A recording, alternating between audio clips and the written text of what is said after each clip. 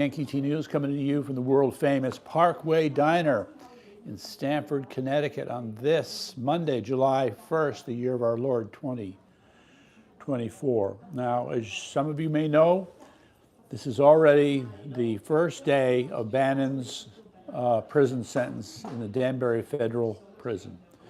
Now, I'll tell you that the people in the War Room Posse have put on a brave face, and they have made it very clear that they're going to carry on. But I wish to add another wrinkle to this.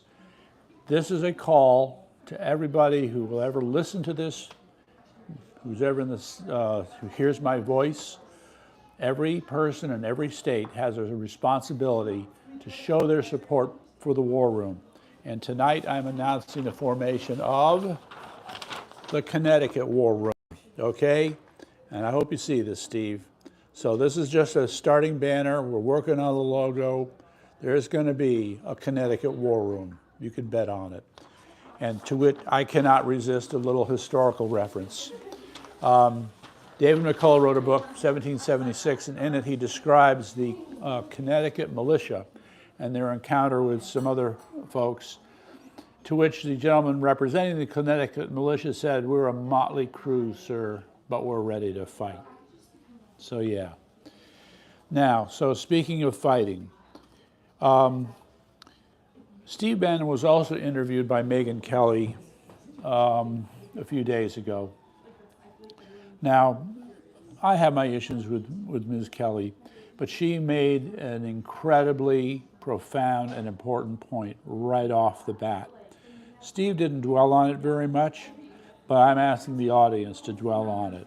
She simply pointed out, now that we've seen what horrible shape Biden is in, and that he's supposed to be the commander-in-chief, okay, where does this make our nation vulnerable? You now have to deal with the fact that from now until when he's finally out of office, we are in peril, all right? So yes, we know that there's other people around Biden who are, quote, calling the shots and pulling the strings. But you know what? My message to all those people is from this moment forward, until this is resolved, you must be on high alert. High alert.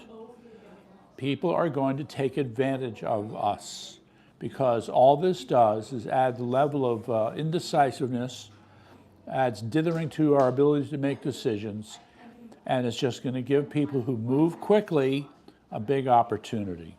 So there you go. Meantime, okay, calls to action. YankeeT.news. Go to our website, like, subscribe, donate, buy our stuff, tell your friends. And of course, Sally Fink, the Continental Tribune, THECTLTRIBUNE.com. Go check out her stuff, view, like, subscribe, donate, and tell the universe. That's right. And remember, donate to Bob Mack for Congress. He's in a critical phase now with this primary with Dr. Goldstein, and he could use all the help he could get. Okay, the theme tonight is the glass shatters. For the sake of the nation, Biden must resign. But the metaphor of the glass shatters applies to a lot of other events that are all happening about the same time. You have Macron, who lost the snap election. He thought he was being strategically brilliant by having the snap election. Well, how did that work out? Not well. And in fact, if anything, it strengthened the hand of Marine Le Pen, his, quote, far-right opponent. So you've got that. You've got the Supreme Court rulings. You've got what's happening still with China. Now they've confiscated or stolen even more Philippine boats. I mean, there's a sense, again, that things are moving in the wrong direction. World War III just looks more and more like it's just around the corner. Okay, so let's pick up on the first quickie. Let me preface this by saying that the state of Connecticut passed a bill that said, great, we're going to dedicate some money to the liberal media. So all you nice sycophantic publications out there, we're going to throw you some bucks by buying ad space with your publications. Oh, that's nice. And in addition to that, Associated Press said they're forming a foundation that's going to give money to these same struggling and failing liberal news outlets. Well, well, well. So now what happens? There's what's called Connecticut Public. So it's Connecticut Public TV and radio, Connecticut Public. And they just announced they had to lay off 4% of their people. So Connecticut Public just died a little bit more. What a shame. Yes.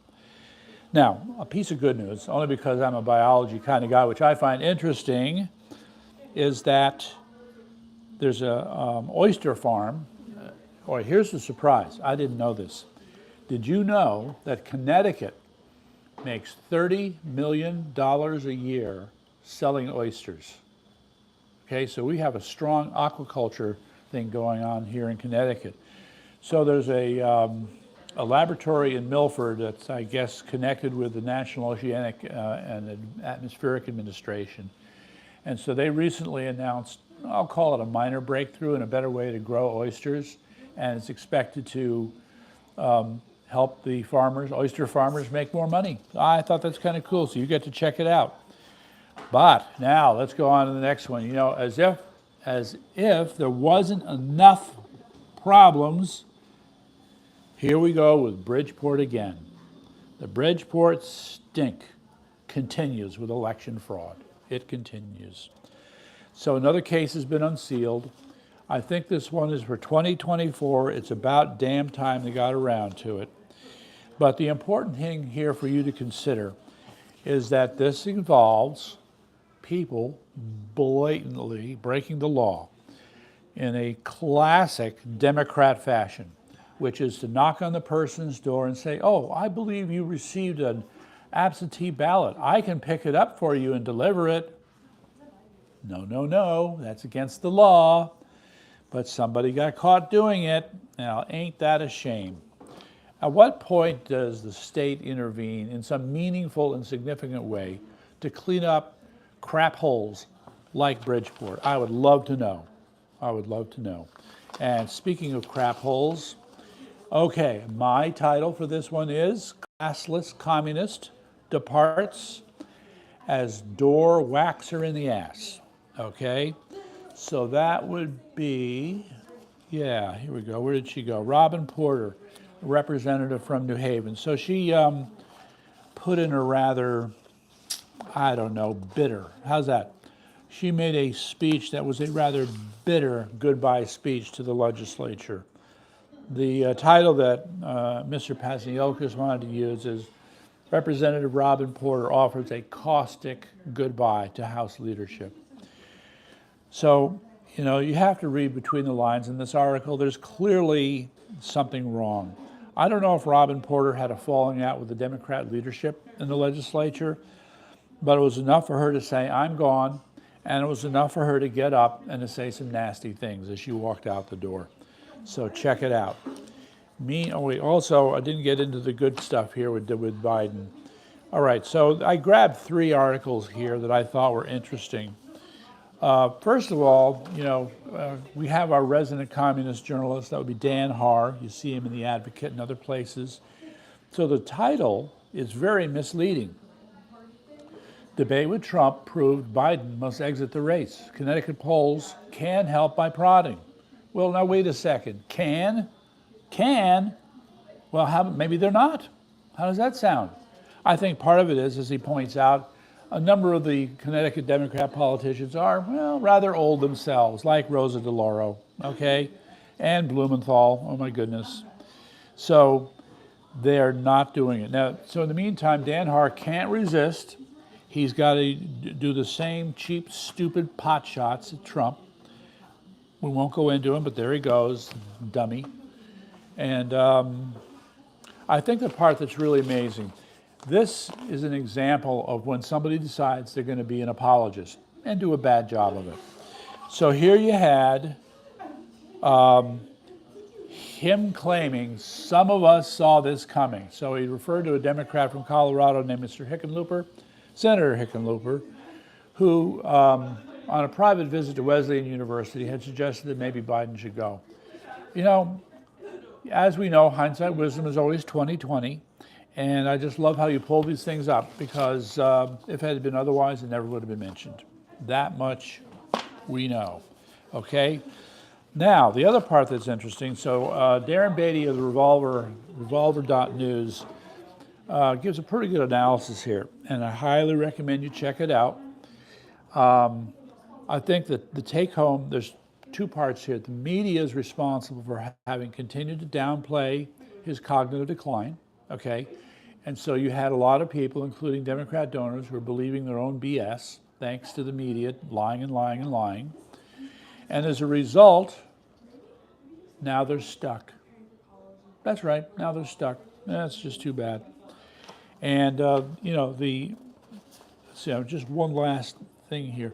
All right, so expect some trickery around the DNC bylaws, okay? So if they have the opportunity to alter some of those bylaws quickly, they may come up with a solution to the problem, but whatever solution they come up with is going to produce its own problems. Just to be a little bit cynical, to make the point, gee, I think they've already printed too many of those ballots that are going to be used illegally with Joe Biden's name on it. So if it's not going to be Joe Biden, they're not going to have enough time to print up enough fraudulent ballots. That would be a shame now, wouldn't it? Anyway, so let's go on to the next thing. The Connecticut schools. Wow. Now, I've covered these guys before. And look, for background, okay, the Connecticut school system as a state has generally had a good reputation. When you had this system where they got a scorecard, Connecticut was consistently given a B for the quality of the education. But I'm not sure they would be able to earn that B anymore. Okay, so this article basically is trying to make excuses for the fact that the kids are still not up to snuff on their reading scores. They say, yeah, we made progress, and yeah, we're trying some innovative things. And all of this begs the question as far as I'm concerned. Innovative now, but not then? What happened? I have a problem. So yeah, and then they're trying to make excuses for absenteeism. I put it up here for your consideration because I like to keep track of what's happening in education, but yeah, no, the problems are deeper than it appears.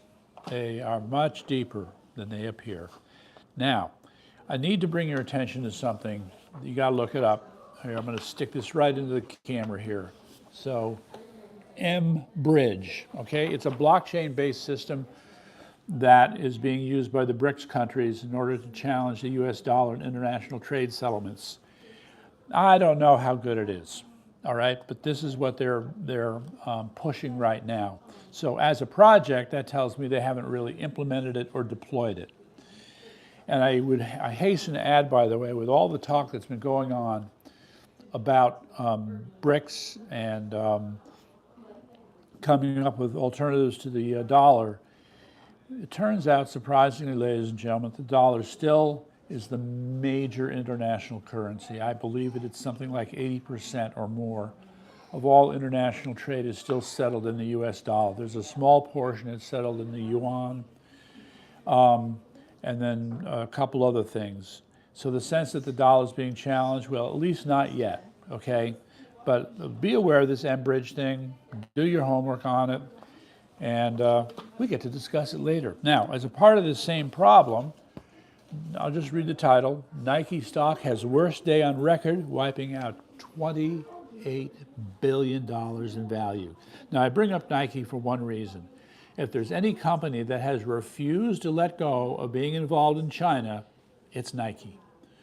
So we know that the Chinese economy has been having its ups and downs, and it looks like Nike is getting swept downstream. Just saying. So there it is. Check it out. Now, back to, I just mentioned Macron and his snap election. And the one other point I want to make here about this is that people are not aware of just how close Marine Le Pen is to becoming the next president of France. Close, like this, okay? So for all you wackadoodle liberals out there, be worried, because this is the closest that she's ever gotten to taking power. And given the the trend they're going around, especially the immigrant problem, there's a very good chance it's going to happen. Meantime, I need to bring it up again. I have to bring it up again. The Communist Chinese stole more Philippine boats. When are these guys going to learn? So yes, they went out there and did it again. I think the reason is because they have not suffered any consequences. So note to the Home Office, do something about it. Don't let them get away with this. This is ridiculous. Now, this is of concern. I admire some aspects of the Catholic Church, but there's some aspects that are also not so admirable. So here's the title: over 400,000 people formally left Germany's Catholic Church in 2023. What they mentioned later in the article was that in 2022, it was a bigger number, over 500,000. So in the last 2 years, nearly 1 million people have left the German Catholic Church. It's a fair question, why? So check it out. Nobody has a really good explanation. And let's see, the other part here, yes. Now, even though I saved this for number 8 on the hit parade here, what is called the CHEVRON deference, where the Supreme Court has struck it down, it's of critical importance, okay? And what I think is interesting about this article is they try to give some historical context where there are preceding cases involving the EPA in which the court ruled in a manner that would anticipate what happened with the CHEVRON deference. So the other point I want to make about this is, and Steve Bannon hammered it home too, this court ruling didn't happen overnight. This didn't come from out of the blue. It's been a project. It's been over 20 years of people working on getting to this point. You have people who know how important it is to deconstruct the administrative state, all right? And these guys, this you can do a victory lap on. And there's more like this that will be happening. But the clear sense is that now we can have a serious look at being able to push back all this overregulation by the federal government, thanks to this. So take note. Now, a note to Steve Bannon. I'm just going to read this quote from him. It's short. So pray for our enemies. Do not write a letter to me. It will not be read. I'm not going to take a second to read your letters. You know why? I don't want you to take time to write a letter. I want you to get to work. This is all about victory, and there is no substitute for victory. And he's absolutely right about that. So since I'm based here in Connecticut, it's about what we're going to do in Connecticut. And since we've started the Connecticut War Room, you'll be hearing more. All right, there'll be one other little quick note here, but number 10 in our continuing coverage, January 6th, we've heard these stories, but I'm going to bring her up. While you had Ashley Babbitt as the loud and obvious victim by being shot by that guy in the Capitol building, we don't hear about Roseanne Boyland. Okay, Roseanne Boyland, who apparently was beat to death by a Capitol police officer. And this article goes through the details. Yeah, and it really gets me. So have a look. So the last thing I want to mention, I'm going to give a shout out to the Brownstone Institute. I've talked about them before. And a shout out to Jeffrey Tuck, who runs it. Hey, Jeffrey, I hope to make the next dinner. So you should check it out. They do such good work. A couple of the things, they talked about the World Health Organization, lessons from the persecution of Assange, the court green lights censorship, UN smothers the peoples with compassion, and other good things. So yeah, and that'll do it. And thanks a lot. Did we cover Assange last week? I don't think we did. So why don't yeah, we, all right. I'm a little skeptical, okay? So he's supposedly finding his way to St. Thomas, I think, one of the American Virgin Islands, where the proceedings will go on, and he's supposedly going to be, what should I say, set free, found innocent, excused in some fashion. No, he's going to be walking down the street somewhere in a few weeks, and somebody's just going to come up and pop him in the head. That's my take on the whole thing. Why he's gone through this, I think maybe he just gave up on being in exile for so long. But this is not, in my opinion, just my opinion, is not going to end well for him. But on that sad note, thanks, and I'll see you next week.